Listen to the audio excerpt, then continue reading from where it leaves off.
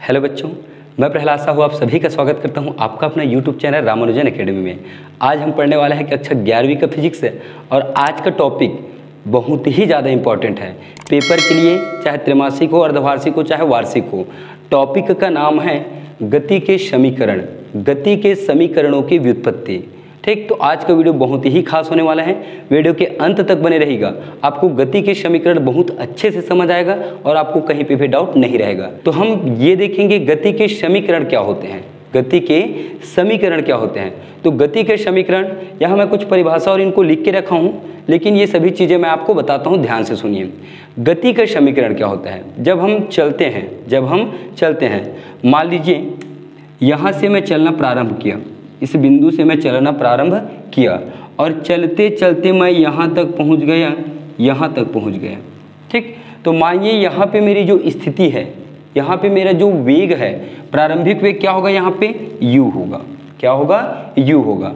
और समय, जब मेरा वेग प्रारंभिक रहेगा, तो समय का मान क्या होगा? 0 होगा।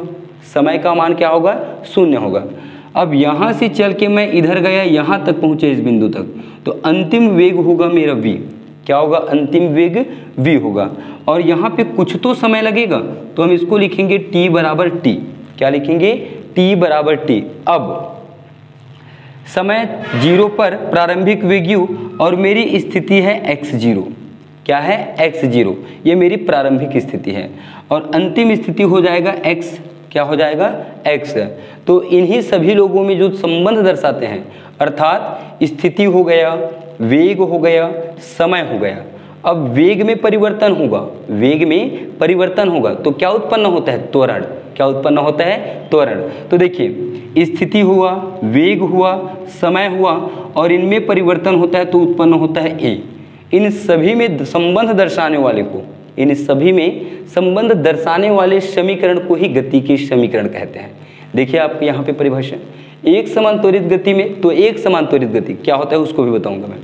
एक समान त्वरित गति में किसी वस्तु की स्थिति, समय, वेग और त्वरण में संबंध दर्शाने वाले समीकरणों को हम गति के समीकरण कहते हैं। गति के समीकरण के 3 भाग होते हैं। गति के समीकरण 3 प्रकार के होते हैं। पहला होता है v = u + at, दूसरा होता है आपका s = ut + ½ at का स्क्वायर, और तीसरा नंबर का होता है आपका v² = u² + 2as। इन सब का नाम क्या क्या होता है? ध्यान से देखिए, यहाँ पे वैसे मैं लिख भी दिया हूँ। u को हम कहते हैं प्रारंभिक वेग, यहाँ आप नीचे लिख दीजिएगा, जहाँ v है आपका अंतिम वेग, u है प्रारंभिक वेग, a को हम त्वरण कहते हैं, t को हम समय कहते हैं, s को विस्थापन कहते हैं। ठीक, इन सभी का नाम यहाँ पे आप नीचे में लिख दीजिएगा। तो ये तो हुआ गति के समीकरण का थोड़ा सा परिचय। अब इसमें हम पहले समीकरण की व्युत्पत्ति करते हैं। पेपर में आपको समीकरण की व्युत्पत्ति पूछेगा। क्या पूछेगा? समीकरण की व्युत्पत्ति। तो v = u + at, इस समीकरण की व्युत्पत्ति करेंगे। तो थोड़ा सा आपको यहाँ पे हिंदी में लिखना पड़ेगा। क्या है? देखिए, इसको देखिए यहाँ पे।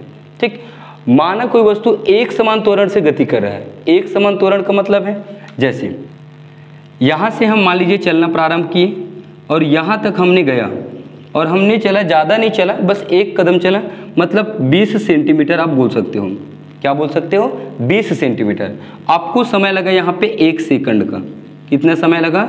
1 सेकंड का। अगली बार फिर हम चलेंगे, तो यहाँ से फिर हम चलेंगे यहाँ तक, तो अगली बार फिर हम 20 सेंटीमीटर ही चलेंगे और अगली बार भी हमें 1 सेकंड का समय लगेगा।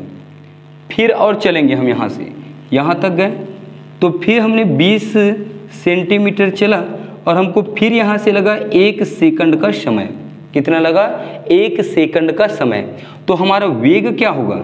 हमारा वेग होगा 20 सेंटीमीटर प्रति सेकंड। क्या होगा? 20 सेंटीमीटर प्रति सेकंड। 20 सेंटीमीटर प्रति सेकंड होगा हमारा वेग।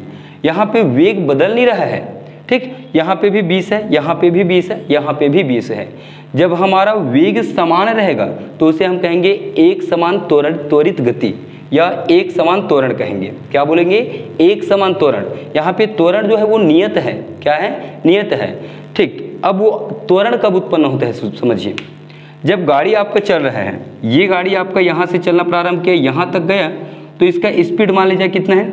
2 किलोमीटर प्रति घंटा है। ठीक, ज़्यादा कम ले लिया मैं, ठीक, 20 किलोमीटर लेता हूँ मैं। 20 किलोमीटर प्रति घंटे के यहाँ से यहाँ तक गया, फिर यहाँ गया तो इस बार उनका स्पीड कम हो गया, 15 किलोमीटर प्रति घंटा। कितना हुआ? 15 किलोमीटर प्रति घंटा। यहाँ से फिर आगे गया हमारा, जो यहाँ से फिर आगे बढ़ा तो यहाँ पे हुआ इस बार 25 किलोमीटर प्रति आवर। कितना हुआ? 25 किलोमीटर प्रति आवर। तो यहाँ पे देखिए वेग बदल रहा है, 20 से 15, 15 से 25, मतलब वेग कम ज़्यादा हो रहा है। क्या हो रहा है? कम ज़्यादा। जब वेग कम ज़्यादा होगा, वेग परिवर्तित होगा, तो वहाँ पे उत्पन्न होता है त्वरण। क्या उत्पन्न होता है? त्वरण। लेकिन यहाँ पे एक समान त्वरण है तो वेग बदलेगा नहीं आपका। ठीक, मेरे ख्याल से आपको एक समान त्वरण और त्वरण क्या होती है समझ आ गया होगा। चलिए अब हम इसको आगे बढ़ाते हैं, ज़्यादा टाइम हो गया इसमें। समझ आना चाहिए आपको, बेसिक समझ आना चाहिए। इसको मिटाता हूँ ना मैं, स्क्रीनशॉट ले लीजिए आप समझने के लिए। अब माना कोई वस्तु एक समान त्वरण ए से गतिमान है, तब किसी क्षण t बराबर 0 पर प्रारंभिक वेग क्या है? u, और समय t बराबर t पर अंतिम वेग क्या होगा? v हो जाएगा। तब हम यहाँ पे निकालेंगे त्वरण। क्या निकालेंगे? त्वरण। त्वरण अर्थात a से दर्शाते हैं हम इसको। त्वरण का सूत्र होता है, त्वरण की परिभाषा होता है वेग में परिवर्तन बटे समय अंतराल। वेग में परिवर्तन बटे समय अंतराल। समय अंतराल, वेग में परिवर्तन बटे समय अंतराल। त्वरण तो a रहेगा। वेग में परिवर्तन कैसे हुआ है? वेग में परिवर्तन अंतिम वेग माइनस प्रारंभिक वेग, अंतिम वेग माइनस प्रारंभिक वेग, अर्थात v माइनस u। समय अंतराल, अंतिम समय t, प्रारंभिक समय 0, तो हम इसको लिखेंगे t माइनस 0। क्या लिखेंगे? t minus 0। तिर्यक गुणा कर दो, 0 तो हट जाएगा, तो ये हो जाएगा आपका a इंटू टी, और ये v minus u। Minus u को इधर लाइए तो इधर आके ये बनेगा प्लस u, और यह है आपका at बराबर v। तो v बराबर मिला आपको u प्लस at। क्या मिला? u plus at। यही गति का प्रथम समीकरण है। नोट कर लीजिए, स्क्रीनशॉट ले लीजिए। इसके दूसरी समीकरण की भी व्युत्पत्ति हम लोग करते हैं यहीं पे। तो देखिए गति की दूसरी समीकरण क्या होती है और उसकी व्युत्पत्ति कैसे होती है। ठीक, तो इसमें भी हम सेम टू सेम लिखेंगे। माना कोई वस्तु है जो एक समान त्वरित गति से गतिमान है, एक समान त्वरित गति से गतिमान है, तब समय t बराबर 0 पर वस्तु की प्रारंभिक स्थिति u और समय t बराबर t पर या किसी क्षण t पर अंतिम स्थिति v। अब अंतिम में दूसरे समीकरण में s आता है तो हम लिखेंगे तथा विस्थापन क्या है? s है। तथा विस्थापन क्या है? s है। अब इसके बाद हम नीचे से लिखेंगे, इसके बाद हम नीचे से लिखेंगे तो औसत वेग, औसत वेग, औसत वेग तो कुल वेग, कुल वेग कितना है? v plus u। तो दो वेग हैं हमारे पास, v प्लस u।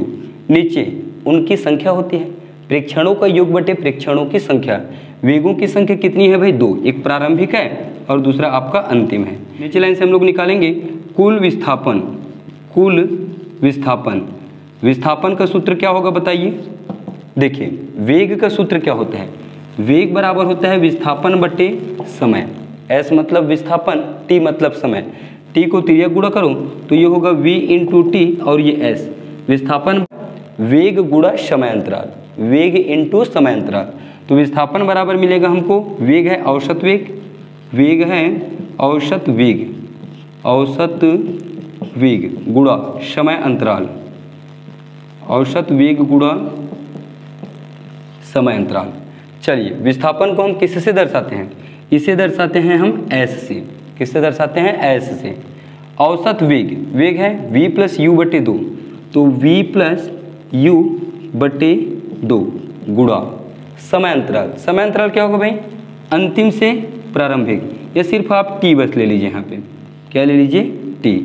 अब ध्यान से देखिए, आपको दूसरे समीकरण में आपको कहीं पे अंतिम वेग v नहीं दिख रहा है। देखिए यहाँ पे दिख रहा है क्या? नहीं।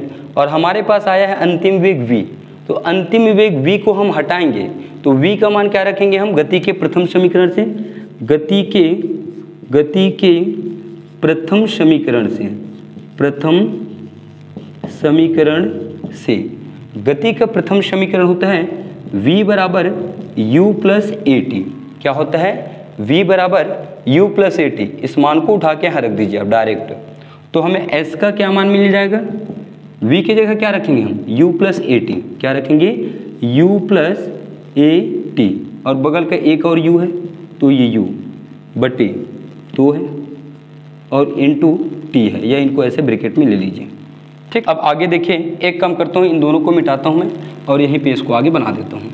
ठीक है, इनके आगे देखिए क्या होगा, s का s होगा, s का s, u और ये u, दोनों u आपस में जुड़ेंगे तो u और u जुड़ के कितना हो जाएगा भाई? यहाँ पे 2u होगा, प्लस at है यहाँ पे तो ये होगा आपका at।